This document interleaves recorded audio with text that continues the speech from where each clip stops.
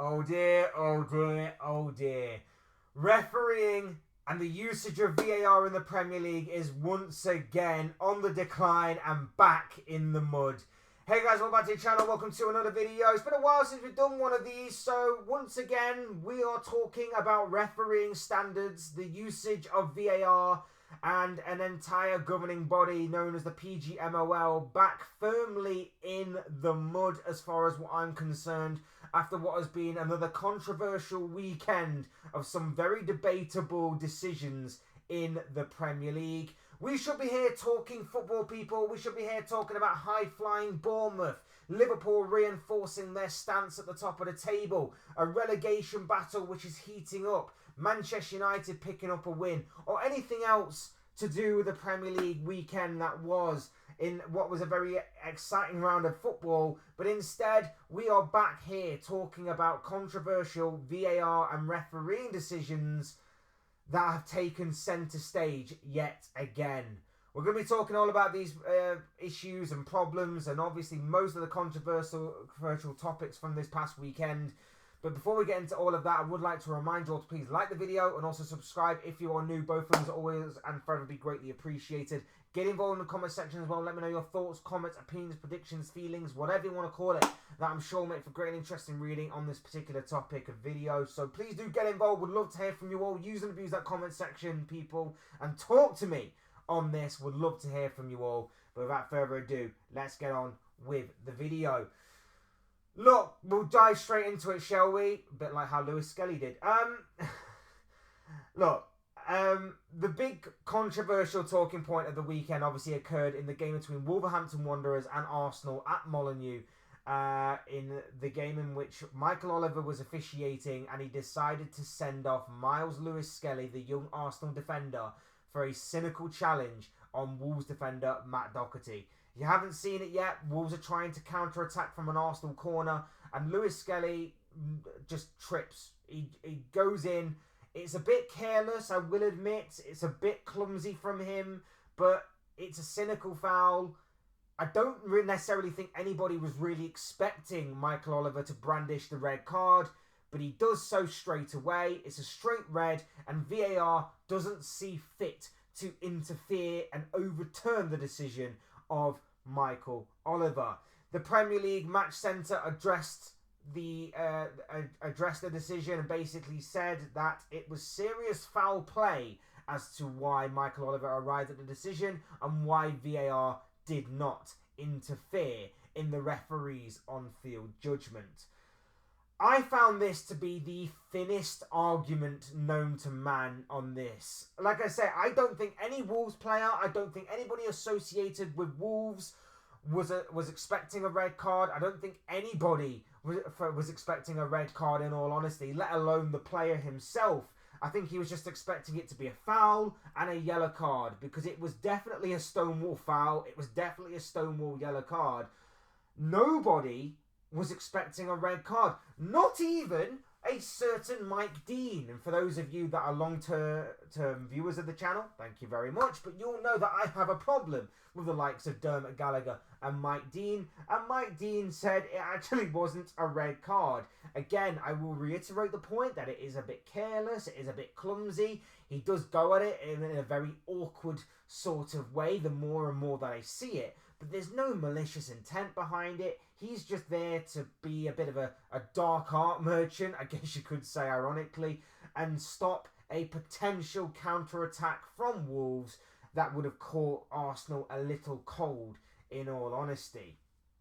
And let's face it, I have seen worse fouls either not given or given as yellow cards in this league. Does anybody remember when Jeremy Doku super kicked Alexis McAllister in the chest last season? That was not given as a foul. That was not given as anything. And yet, that was more dangerous than what this was. And yet, one was a red card and one wasn't. Michael Oliver, ladies and gentlemen. Michael Oliver, take a bow. So, by the Premier League's own logic, this was deemed as foul play. Serious foul play. And yet, if we were to take that in isolation and see that carried out consistently, I don't think a lot of us would have a problem. The problem is, like I say, there have been incidents in the past that have already put holes in this sort of justification as to why VAR did not interfere on the day. What makes it even worse is the fact that Joao Gomes of Wolves was sent off for a second yellow card in the game. Now, his challenge on Jurrien Timber was reckless, dangerous, studs above the ankle, which is seemingly something that they look for in serious foul play, and yet that was only worthy of a second yellow rather than just a straight red. I don't get this. Granted, the red card was brandished. It could have been a lot worse than the referee not brandish a second yellow. But I don't get why that wasn't a straight red in that situation when Myles Lewis-Skelly's was.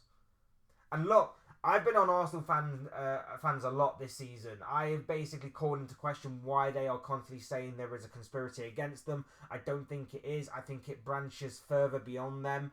I also have said time and time again that I actually think the referees have actually got the red card calls right in their games and have actually been right to do so. It may seem a little harsh what they have done to Arsenal this season, but the red cards to the likes of Declan Rice and Leandro Trossard and even William Saliba have been, in my opinion, the right calls to make. But I have to defend Arsenal on this one. This one was stupid. This one was ridiculous. And like I said, given their own logic, makes no sense when later on in the game, Joao Gomes makes an even worse challenge, in my opinion, and only gets a second yellow card for it. Are you telling me that would have been just a straight yellow card had he not been on a yellow card already? I'm confused. It makes no sense. It's hypocritical, it's incompetent, it's inconsistent, again, from the likes of the PGMOL and their referees. And it raises its ugly head again, because the declining standards of refereeing and VAR are still in the mud. They have not improved at all. It is all shambolic, and the process is all shambolic from everybody that is involved. VAR was brought in to eradicate these types of mistakes. Not completely, because that would obviously be inhuman of them, but to eradicate the majority of these errors. We can somewhat forgive an on-field referee for making a decision in the heat of the moment. With everything going as fast as what it is, we can somewhat forgive referees for making the wrong decision from time to time. But the fact is, Michael Oliver especially makes these decisions wrong regularly on a consistent basis.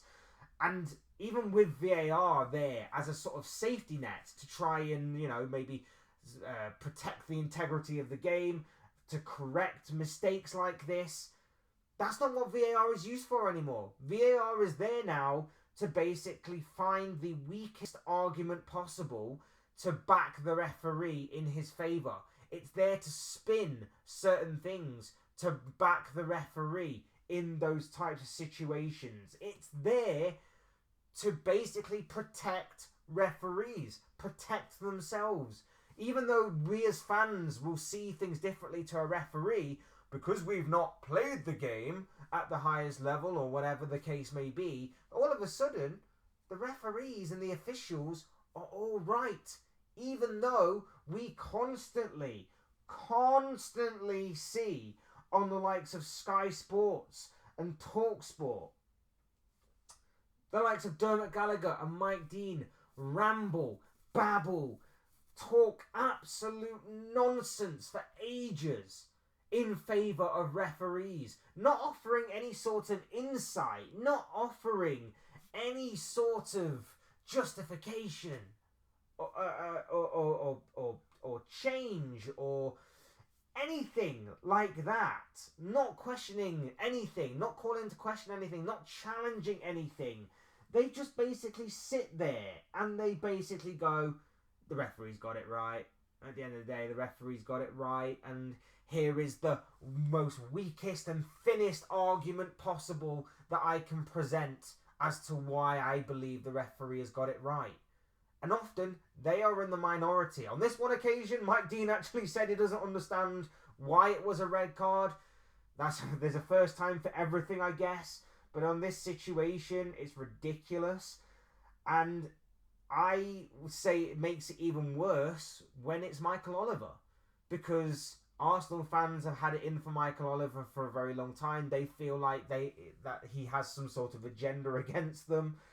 And I've got to say that whenever Michael Oliver is in the spotlight, and this, again, I'm not saying it's all about Arsenal, this does branch beyond Arsenal, but whenever Michael Oliver is in the spotlight for this kind of thing, he is always talked about in the highest regard. Everybody always talks about him in the highest regard. I saw a clip from Sky Sports yesterday of the likes of Jamie Carragher, Jamie Redknapp, and there was someone else there, I can't remember who it was, do forgive me, talking about Michael Oliver and talking about how he is arguably England's best referee. He is the gold standard for Premier League refereeing. And I'm sorry, but I don't know what everybody else is watching whenever they watch games that he is officiating, but if he is the gold standard and held to the highest regard of Premier League refereeing, then either they're not watching his games correctly, or the referees that we have that are in the English top flight division are absolutely in the bin. Because I swear to God, like I say, you can forgive a referee for making the wrong decision in the heat of the moment and with how fast the game is. But he seems to get it wrong on so many occasions that it's becoming less and less of a coincidence now. I'm sorry, but it really, really is. And I've got to question that.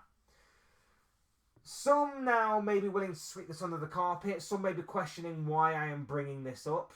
At the end of the day, Arsenal did win the game. The Lewis-Skelly red card will probably be appealed by Arsenal and will probably be overturned. If the Bruno Fernandes one earlier on in the season gets overturned, surely this one does, right? So people are probably asking, why are you bringing this up again? And the reason is because I made it my sort of objective to call out anything stupid. I made it my objective to call out VAR and refereeing inconsistencies over the years, and I've defended the likes of Liverpool, I've defended the likes of Arsenal, of course, I've defended the likes of Nottingham Forest and Wolverhampton Wanderers, who have all been victim to poor refereeing standards and poor usage of VAR. And I believe it's the only way that we will get things to change is if we drop our tribalism and support people, support teams, support clubs, whether they're our rivals or neutrals or not, in order to help back them up in these types of situations. I also believe, as I've mentioned on a few occasions, that I believe that this goes beyond Arsenal. This is not just an Arsenal thing. This goes beyond Arsenal. And I brought a few examples on this. Julio Enciso. His foul on Endo this weekend in the game between Liverpool and Ipswich was not deemed a red card, even though it was much worse than what Lewis-Skelly was red carded for. Enciso basically charges at Endo and basically runs his knee into Endo's chest, really taking him out. He didn't get a red card for that. Baffling to me. And then conveniently he goes on to assist the consolation goal that Ipswich go on and score mere minutes later. In the Everton versus Brighton game, Ndiaye, he scores a penalty and celebrates like a seagull as a bit of banter to the Brighton fans. He does not he picks up a yellow card for enticing the fans, apparently, for taunting the fans. And yet Jamie Vardy, who scored against Tottenham yesterday and celebrated by pointing at the Premier League badge and basically going 1-0 to Leicester in the year that 10 years ago they won the Premier League title at the expense of Tottenham, is not given a yellow card at all. Make it make sense. Have there be some sort of consistency. Either it's a yellow card for Ndiaye or it's not a yellow card. Same way for Vardy, but they both have to be the same because they both done the same thing. Either it's a yellow card for both or it's not a yellow card for both. And it's ridiculous that it's a yellow card anyway for Ndiaye, but whatever. The case is the case. It is whatever at the end of the day. But at least try and be consistent with your decision making on this. It is absolutely ridiculous to me that we are focusing on these sort of issues because they are making it an issue to focus on rather than us talking about the football. And then look, we have to talk about this because it is a thing that has come out in the aftermath of the Michael Oliver stuff. Abuse. The PGMOL put out a statement. They said, "We are appalled by the threats and abuse directed at Michael Oliver following the Wolverhampton Wanderers versus Arsenal fixture. No official should be subject to any form of abuse, let alone the abhorrent attacks aimed at Michael and his family over the past 24 hours. The police are aware and a number of investigations have commenced. We are supporting Michael and all those affected and determined to tackle this this unacceptable behaviour. Sadly, this is not the first time a match official has been forced to deal with these threats in recent times. We will continue to support all investigations." Now, I have said time and time again on this channel, I think I spoke about it last time when I spoke about Darwin Núñez, there is a fine line between criticism and abuse. It is okay to criticise people. It is not okay to abuse people. You can criticise a referee. You can criticise a manager, a player, or a coach, or whoever it is for making certain decisions. But you cannot abuse them. That has no place anywhere in society, and especially not in the beautiful game that is football. And the worst part about this is, well, not the worst part, obviously the abuse is the worst part, but a horrible part about this is now this has given people an out, because there are fans out there that are so stupid to abuse the referee in this kind of way and obviously talk about his family and whatever the case may be with the abuse. It is now given an out to TV networks and things of that nature to not just talk about the wrongful decision, but to just talk about abuse in the game again. People have given that kind of out to these people. If they hadn't have done it and they basically were critical of the decision, we could be sat here and TV like Sky and broadcasting like TalkSport and things will probably be talking about it's a wrong decision, it's wrong, Michael Oliver got it wrong, the VAR got it wrong, why did the VAR not send Michael Oliver to the screen to watch the incident again, that kind of thing. We could be sat here talking about those kinds of things, but instead we are not. Instead we are talking, or they are talking mainly about the abuse that Michael Oliver has suffered, and it kind of gives them a bit of an out in terms of that aspect. But look, the bottom line here is that once again, Arsenal, in my opinion, have been cheated by the refereeing and PGMOL. They get away with it a little bit because Arsenal win, but that does not mean we should sweep this under the carpet by any means. I'm hoping that Lewis-Skelly gets his appeal, gets his red card rescinded. I hope that obviously the appeal is successful, because it should be. At the end of the day, it definitely should be. His 3-game ban should not be allowed to stand, in my personal opinion.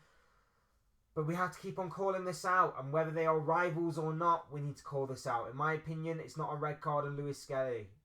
But I also think that the Enciso challenge on Endo is. I also think that the celebration yellow card for Ndai is absolutely ridiculous, and obviously a day later it is not followed up by another referee. I think it is absolutely ridiculous in this capacity that referees are still being inconsistent, still being incompetent, and we need to continue to stand on the necks of this and not let them breathe. Metaphorically, of course. And as far as the abuse goes, don't abuse people online. It's absolutely ridiculous. You get nothing from it. You get absolutely nothing from it. And like I say, if anything, you're the one that looks like more of an idiot. Be critical, yes, but not abusive. Because it just gives people an out not to talk about the bigger problem at hand. Those are just my thoughts on it. Look, those are just my thoughts on it. My thoughts, comments, opinions, predictions, feelings, whatever you want to call it, of this guy. I want to know what you guys think. Let me know what you guys have to say on this particular topic. Would love to hear what you have to say down below in that comment section. Hit the like button on the way out if you haven't already. Subscribe if you are new or want to see more content like this. Both things are always and forever greatly appreciated. Thank you guys for watching and listening. Thank you guys for supporting the channel and myself, of course. Very much appreciated. You guys are awesome. Will never be taken for granted. Of course it won't. But thank you anyway, guys. Because you guys are just awesome. Love you all. I've been Fletch. This has been another Fletch Talks video, and I'll see you speak to you all again soon in another video or live stream or whatever it may be. Cheers, guys. Thanks everyone for watching. Take care. Enjoy the rest of your day. Speak to you all again very, very soon.